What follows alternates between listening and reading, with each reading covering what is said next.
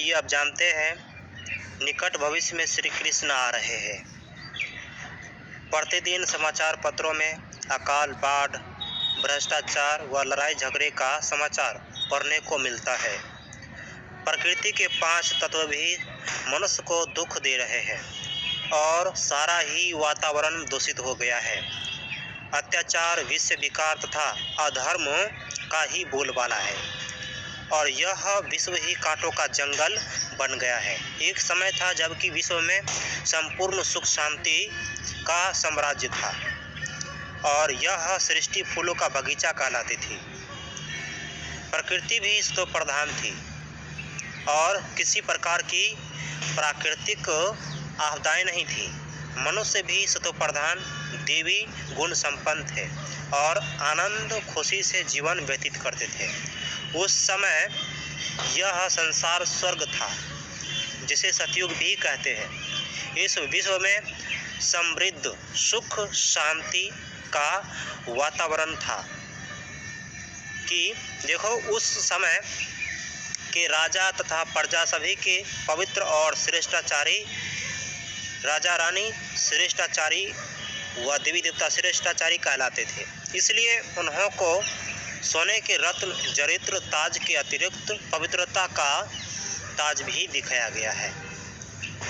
श्री कृष्ण तथा श्री राधा सतयुग के प्रथम राजकुमार और राजकुमारी थे, जिनका स्वयंवर के पश्चात श्री नारायण और श्री लक्ष्मी नाम पड़ता है। उनके राज्य में शेर और गाय भी एक घाट पर पानी पीते थे, अर्थात पशु पक्षी तक संपूर्ण अहिंसक थे, हिंसक नहीं थे। उस समय सभी श्रेष्ठाचारी, निर्विकारी, अहिंसक और मर्यादा पुरुषोत्तम थे, तभी उन्हें देवता कहते हैं। जबकि उसकी तुलना में आज का मनुष्य विकारी, दुखी और अशांत बन गया है। यह संसार रूपी यह जो संसार भी रौरव नरक बन गया है। सभी नर नारी काम, क्रोध, विश्व विकारों में गोता लगा रहे हैं। सभी के कंधे पर माया का जुआ है तथा एक भी मनुष्य विकारों और दुखों से मुक्त नहीं है।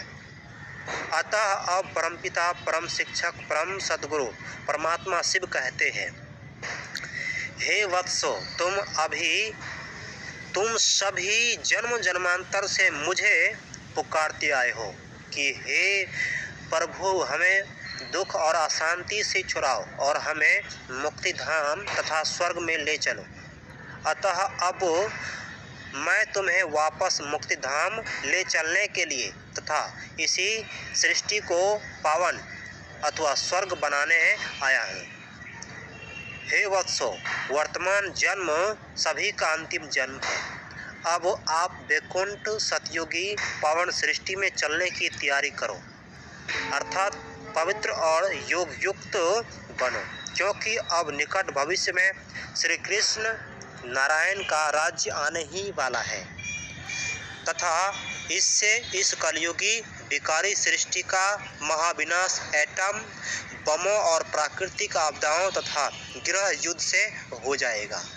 चित्र में श्री कृष्ण को विश्व के ग्लोब के ऊपर मधुर वंशी बजाते हुए दिखाया है, जिसका अर्थ यह है कि समस्त विश्व में श्री कृष्ण श्री नारायण का एक छत्र राज्य होगा, एक धर्म होगा, एक भाषा और एक मत होगी तथा संपूर्ण खुशहाली, समृद्धि और सुख चैन की वंशी बजेगी।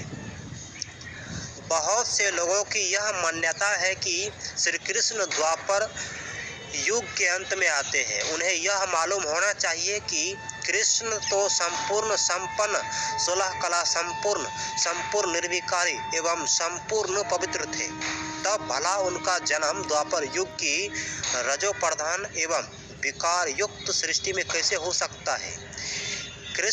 श्री कृष्ण के दर्शन के लिए सूरदास ने अपनी अपवित्र दृष्टि को समाप्त करने की कोशिश की और श्री कृष्ण भक्तिन मीराबाई ने पवित्र रहने के लिए जहर का प्याला पीना स्वीकार किया तब भला श्री कृष्ण देवता अपवित्र दृष्टि वृत्ति वाली सृष्टि में कैसे आ सकता है। श्री कृष्ण तो स्वयंवर के बाद श्री नारायण कहलाए, तभी तो श्री कृष्ण के बुजुर्गी के चित्र नहीं मिलते। अतः श्री कृष्ण अर्थात श्री नारायण सतयुगी पावन सृष्टि के आरंभ में आए थे और अब पुनः आने वाले हैं। धन्यवाद।